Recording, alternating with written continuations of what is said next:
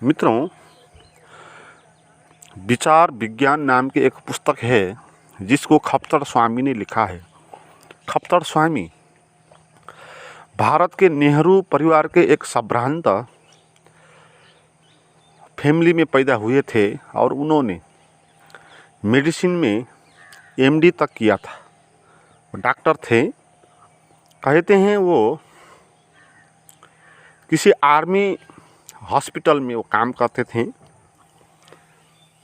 बाद में उनको जीवन को देख के जन्म और मृत्यु एक डॉक्टर को ही दिखाई पड़ता है तो उनको वैराग्य उत्पन्न हो गया और वो कहने लगे जो शास्त्र मैंने पढ़ा डॉक्टरी का, इससे मैं इस जीवन का रहस्य जान नहीं पाऊंगा।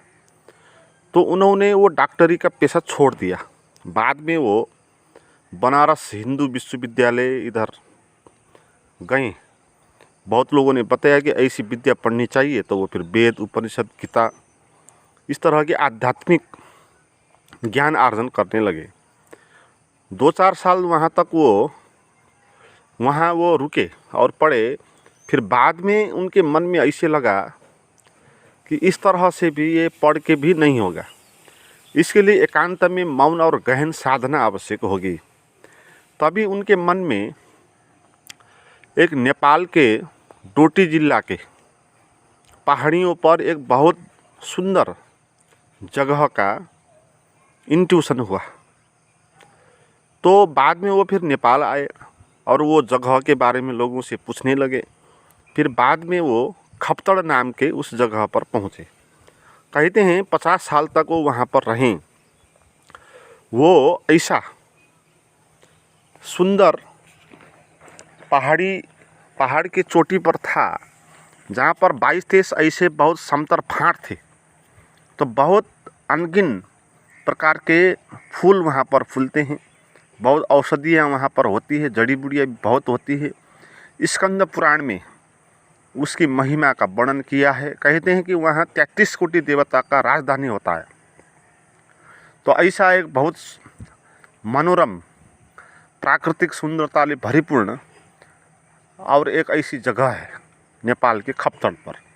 तो बहुत सारे लोग वहाँ पर जाते हैं। थोड़ी दिक्कत होती है वहाँ जाने के लिए। आपको गाड़ी से पैदल कुछ 5-7 घंटा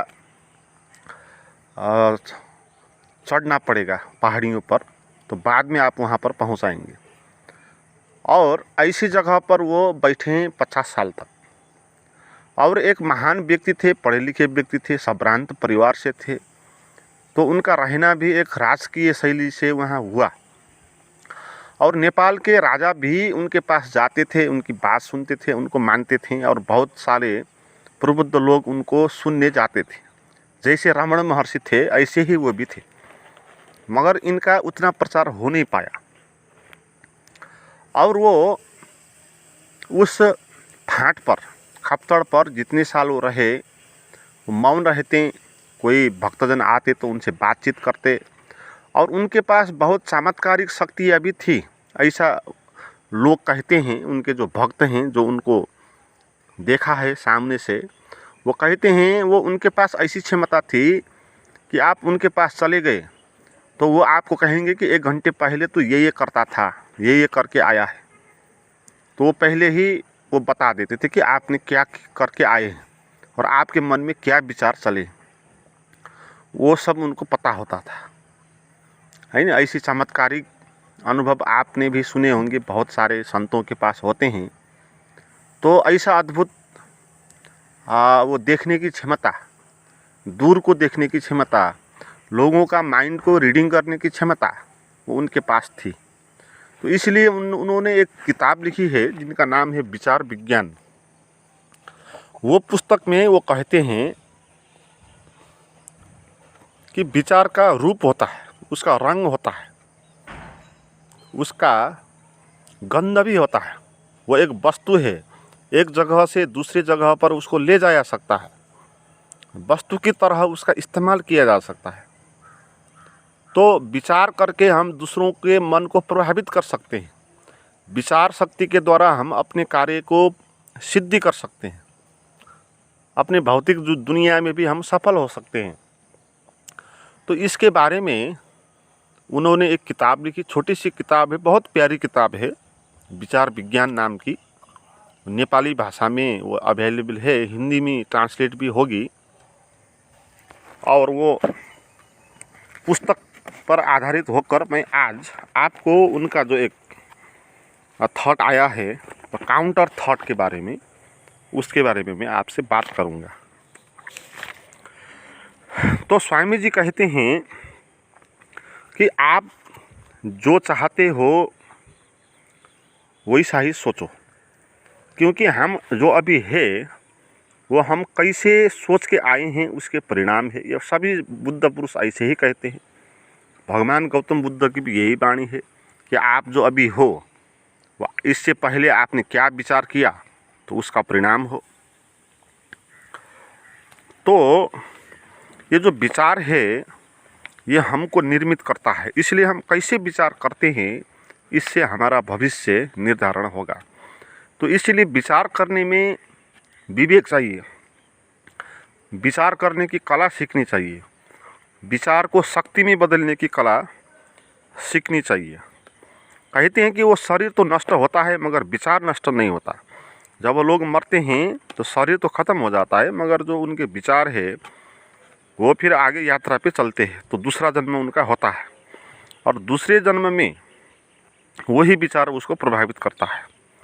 तो इसलिए बुरे विचार उसके पास थे तो दूसरे जन्म में भी बुरे कार्य करने में लग जाएगा, और पहले जन्म में उसके साथ अच्छे विचार थे, अच्छे विचार पे वो जीते थे, तो जन्मजात ही वो अच्छे विचार में उसके रुचि होगा। इसलिए कहते हैं ना, उन्हें बिरुआ के चिल्लो पात, जो बचपन से ही उसका मार्ग तय हो जाता है कि ये कैसा आदमी है, क्या होगा। तो ये जो विचार होते हैं ये हमको प्रभावित करते हैं, ये हमारे अंतर्मन में बहुत गहरे में होते हैं, है ना। आप निर्णय कर लोगे, आगे से नहीं करेंगे फिर भी आप कर लोगे। हम बहुत सारे ऐसे लोग होते हैं ना, निर्णय कर देते हैं कि आज के बाद में ये नहीं करूँगा, ये नहीं खाऊँगा, निर्णय कर देते हैं मगर बाद में फिर करना पड़ता है, बलात् करना पड़ता है, क्योंकि निर्णय हम छोटे से माइंड से करते हैं और माइंड का बड़ा हिस्सा जो है वहाँ पर बुरा है, तो बुरा हमको करना ही पड़ेगा। जैसे कोई चोर है, वो कभी निर्णय करेगा मैं चोरी नहीं करूँगा, फिर भी जो अवसर पाएगा वो चोरी कर ही लेगा। जैसे हम खाने पीने लोग होते हैं ना, जैसे ये रक्सी खाने लोग होते हैं, दारू पीने वाले लोग होते हैं, वो बहुत बार निर्णय कर लेते हैं कि आगे से ये नहीं खाएंगे मगर बाद में वो फिर अवसर आने पर खा जाएंगे, क्योंकि उनके जो विचार है अंतर्मन में वही उनको बलात् वो कार्य करवाएंगे। तो जैसे एक सड़क में लगातार कार दौड़ने के कारण, गाड़ी दौड़ने के कारण वहाँ पर कुछ चिन्ह बन जाता है, या जैसे कि कुएं से पानी तानने वक्त रस्सी लगातार तानने के कारण वो पत्थर में उसका चिन्ह बन जाता है। तो ऐसे ही जो विचार हम रिपीट करते हैं मन में, तो उसका मस्तिष्क पर असर पड़ता है और वो असर हमारे ज्ञान तंतुओं को प्रभावित कर देता है। इसीलिए अगर विचार ठीक करना है, जीवन में अच्छा करना है, सफल होना है, तो सही प्रकार के विचार को वो रिपीटेशन करना चाहिए। और जो बुरे किस्म के विचार है, जो कहते हैं बुरे या जो प्रतिकूल किस्म के विचार होते हैं, उसको व्यवस्था करना है। जो अनुकूल विचार है उनको बारंबार पुष्टि करना है। तो यही विज्ञान है। आप देखिए कितने भी सफल लोग होते हैं चाहे भौतिक दुनिया में, तो कौन लोग सफल होते हैं। जैसे कोई गरीब भी बड़ा धनी हो जाता है, जैसे एक चाय बेचने वाला भी प्रधानमंत्री हो जाता है। तो चाय बेचने से प्रधानमंत्री तक वो होने के लिए उसने क्या किया? उसने एक ही काम किया, उसने अच्छे विचारों को, अनुकूल विचारों को बारंबार पुष्टि किया है। उसके मन में ये कभी भी नहीं आया होगा कि मैं बहुत हीन हूँ, कमज़ोर हूँ, मैं कुछ कर नहीं सकता, तो बहुत सारी परेशानी है, मैं कैसे करूं, ये वो, इस तरह के विचार उसके मन में नहीं आए होंगे। अगर ऐसे विचार आए होंगे तो आगे ही बढ़ नहीं सकता ना, है ना। तो ये समोसा बेचने वाला अरबपति हो जाता है, तो उसके जीवन की क्या वो सूत्र है, वो सूत्र यही है। उसने कभी भी ऐसा नहीं सोचा होगा कि मैं समोसा बेचने वाला हूँ, मेरे पास बहुत कम धन है इत्यादि। नहीं है कि विचार जो होंगे वो हमको असफलता में ले जाएंगे। नो के विचार, यस के विचार जो होंगे वो हमको सफलता में ले जाएंगे।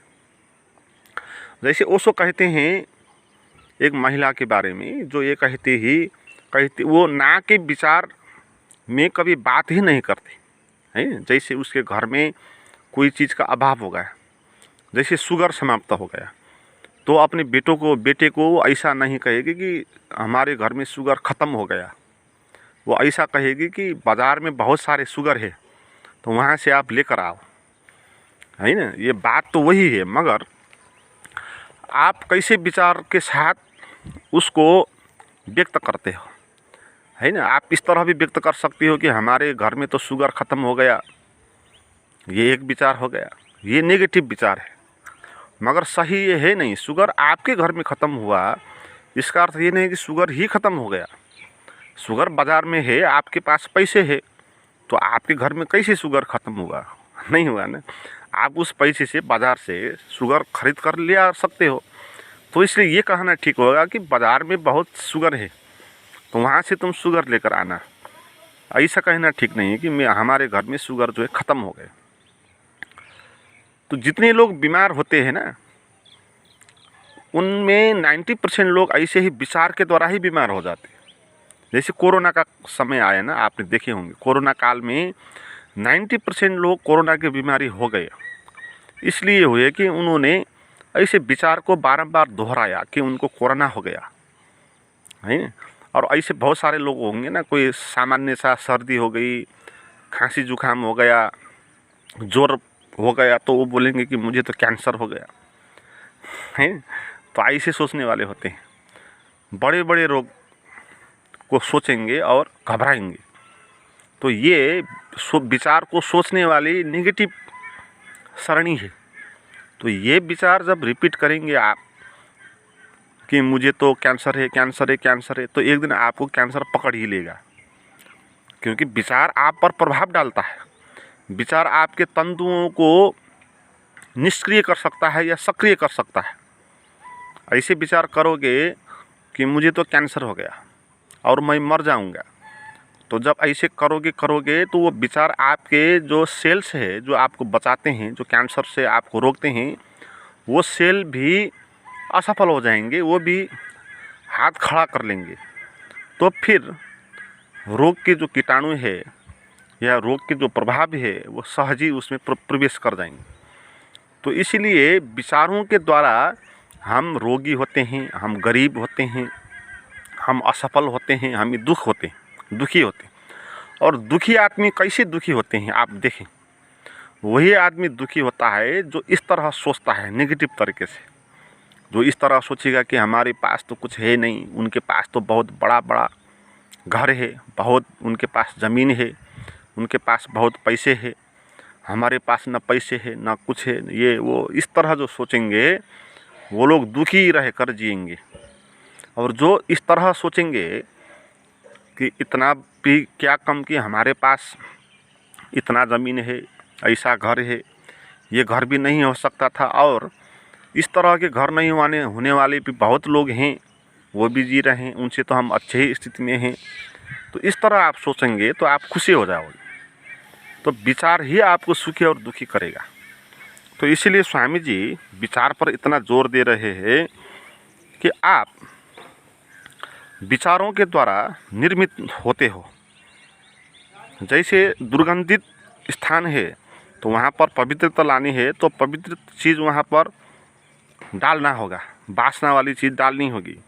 ऐसे ही आपके मन में भी खराब विचार हैं तो वहाँ पर अच्छे विचार डालना होगा, है ना। जैसे क्रोध का विचार है तो आपके भीतर क्रोध का विचार आ गया, तो शांति का विचार भी साथ साथ पे लेकर आए तो क्रोध का विचार में समाप्त हो जाएगा। आपके भीतर क्रोध पैदा हुआ किसी से, तत्काल ही आप गियर बदल दो, दूसरे ढंग से सोचो। जिस आदमी के कारण आपको क्रोध पैदा हुआ उसको दूसरी तरह से आप व्याख्या करो। आप उसको ठीक ठीक देखो कि वो क्या है बेचारा, उसके अंदर झांक लो तो आप पाएंगे उसको भी आप दया कर पाएंगे। वो भी आपसे भी कमज़ोर आदमी है ना, इसीलिए आपको उसने बुरा कहा, तो आप उस पर दया करेंगे तो फिर क्रोध खत्म हो जाएगा, तो आप शांत हो जाओगे। ऐसे आपके भीतर लोभ का विचार है तो वो विचार खत्म करने के लिए आपके मन में कुछ उदारता का विचार आना चाहिए, कुछ दान दक्षिणा के विचार आना चाहिए। हम लोभी होते हैं ना, हम इकट्ठा करना चाहते हैं हर एक चीज़।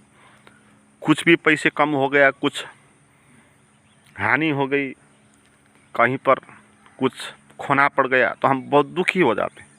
तो वहाँ पर आप ये विचार लाओ कि उदार होना है, लोगों को देना भी है ना। तो इस तरह सोचना है, दान और दक्षिणा के विचार, तो लोभ के विचार खत्म हो जाएंगे। ऐसे ही दोष द्वेष के विचार है तो आप प्रेम का विचार करो। अभिमान का विचार है तो आप नम्रता के विचार करें। आपके भीतर अभिमान अहंकार है, लगातार हम मैं हूँ मैं हूँ मैं ये हूँ वो हूँ कहते रहते हैं। तो इस विचार को ख़त्म करने के लिए आप ऐसा विचार करो, मैं कुछ नहीं है ना, मैं सामान्य आदमी हूँ, नम्र हूँ। तो ऐसे विचारों को पैदा करना है। स्वामी जी कहते हैं कि योग शास्त्र में इसको प्रतिपक्ष भावना, काउंटर थॉट लिखा है ना। काउंटर थॉट का क्या अर्थ है कि जो थॉट आपको निराशा देने वाला आया वहाँ पर आप आशा देने वाली थॉट को जोड़ देना है, तो काउंटर थॉट हो गया। तो जो आशा देने वाली थॉट ही वो निराशा देने वाले थॉट को नष्ट कर देगा। जैसे किसान है, खेत में अपने अन्न को वो सुखाना चाहते हैं तो वहाँ सिंचाई बंद कर देगा, तो सिंचाई बंद करने के कारण क्या हो जाएगा, उसकी बाली सूख जाएंगे। ऐसे ही हमारे मन में जो खराब विचार उत्पन्न होते हैं उनको नष्ट करना है तो उनका भी सिंचन बंद कर देना चाहिए। वह ऐसे विचारों को ना आने देना चाहिए मन में। आ गए तो उनके प्रति व्यवस्था करना चाहिए या काउंटर थॉट लेकर आना चाहिए। अब ये काउंटर थॉट को बारे में इसमें समझेंगे। हमारी जो सोचने की पैटर्न होती है ना वो नेगेटिव होती है। कोई भी एक आदमी को देख लो वो कैसे सोचता है, वो अभाव में सोचता है, भाव में नहीं सोचता है, वह नकारात्मकता के साथ सोचता है। जैसे मौसम के बारे में लोग कहते हैं ना, जैसे गर्मी हो गई तो लोग कहते रहेंगे इतनी गर्मी, बाप रे बाप रे कैसे जिए, ये वो कहेंगे है ना। बहुत सारे लोग ऐसे ही कहते हैं। बारिश हो गई 4-5 दिन तक, लोग कहेंगे कि बारिश हो गई, बंद हो ही नहीं रही, क्या करे ये वो, इस तरह सोचेंगे है। तो जब आपको गर्मी हो रही, आप इस तरह सोचे कि इतनी भी गर्मी नहीं हुई कि आपको गर्मी डरा के सुखा दे, आपको ख़त्म कर दे। ऐसी भी गर्मी हो सकती थी, नहीं होने का क्या मतलब है, हो सकती थी, मगर आपको इतनी गर्मी हुई नहीं जितनी आप सोच रहे हैं। बारिश भी इतनी बड़ी बारिश हुई नहीं, ऐसी भी बारिश हो सकती थी, बारिश ही बारिश हो जाए आपको डुबा ले, तो इस तरह तो नहीं हुआ ना। तो इसको नेगेटिव तरीके से लेने का क्या अर्थ है, इस तरह लेना है। काउंटर थॉट यही, इस तरह सोचो कि गर्मी इससे भी ज़्यादा हो सकती थी मगर नहीं हुई, इसका अभाव है। बारिश इस तरह भी हो सकती थी जिस कारण मैं डूब जाता था मगर ऐसा हुआ नहीं, हम बच गए, तो ये पॉजिटिव थॉट है। तो ऐसा थॉट लाना है। ऐसा थॉट गियर बदलने जैसा है ना। जैसे हम कहेंगे कहीं कार्यक्रम पर चल गए तो बहुत कम लोग आए, 2-4 ही लोग आए, तो आप कहेंगे कि इतने कम लोग आए इस पार्टी में, ये वो कहेंगे। तो इसको इस तरह सोचना नहीं, इस तरह सोचना है कि इतने लोग भी आए ये क्या कम है, एक आदमी भी नहीं आ सकता था ना, तो 8-10 लोग तो आ ही गए। तो जो आए उनके प्रति अभाव करना है, जो नहीं आए उनके प्रति विरोध नहीं करना है। तो ऐसे विचारों को करना है, तो इसको काउंटर थॉट बोलेंगे है ना।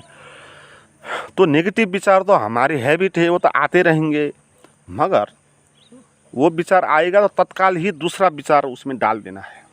तो काउंटर अटैक हो गया फिर, है ना। तो जब भी अच्छे और बुरे के बीच में काउंटर होगा, सदा ही अच्छा ही जीतेगा, ये बात सच है ना। बुरा और अच्छे के बीच में जब लड़ना, सत्यमेव जयते कहते हैं ना।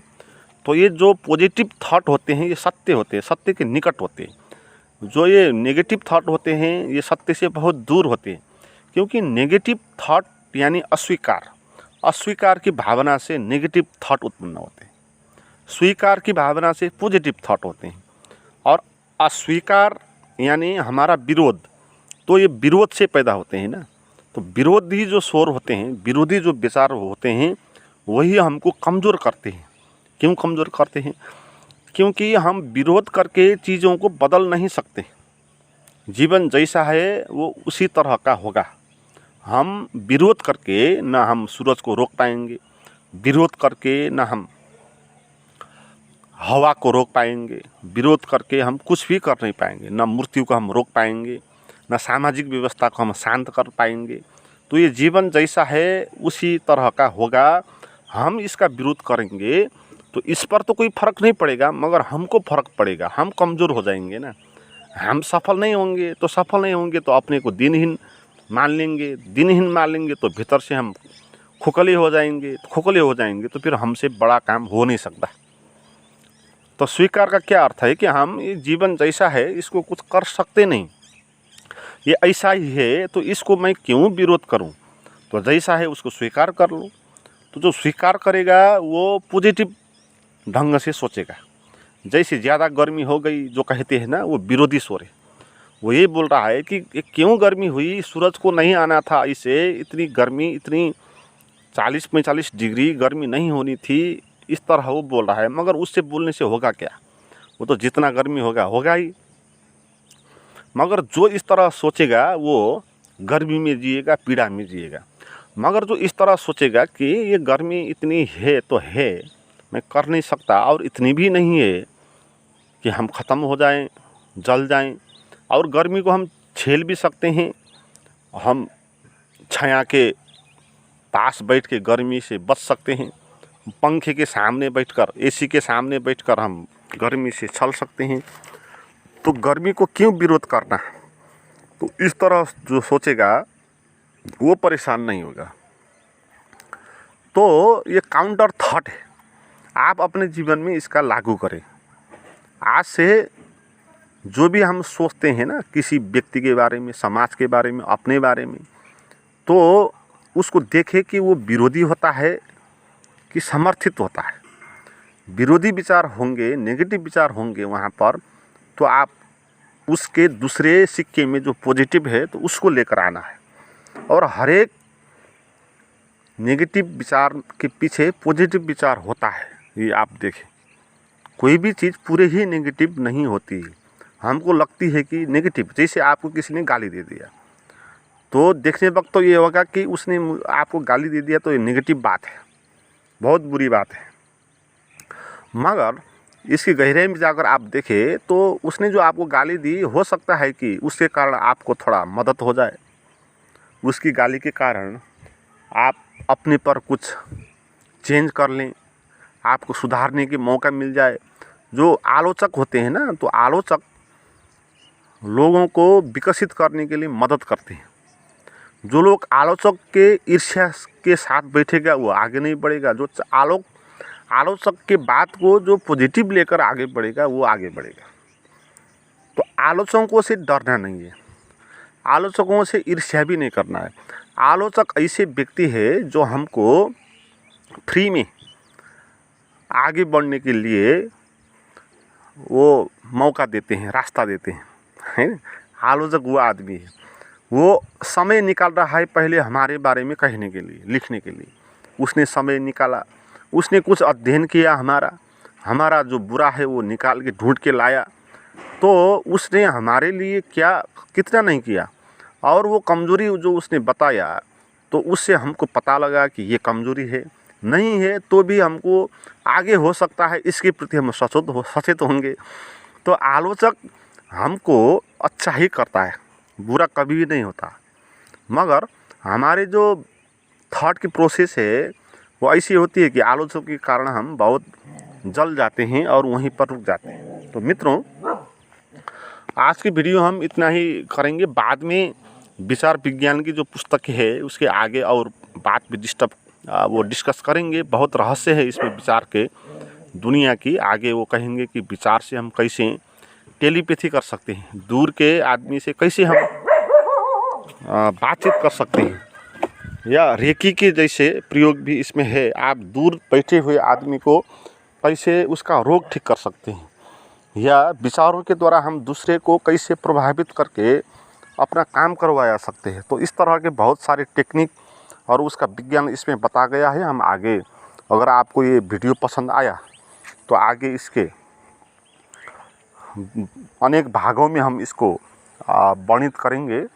कुछ नए मित्र हैं, मेरे प्राइवेट गाइडेड मेडिटेशन की वीडियो करना सुनना चाहते हैं तो मुझे चैट कर सकते हैं। उसका नंबर डिस्क्रिप्शन में दिया हुआ है।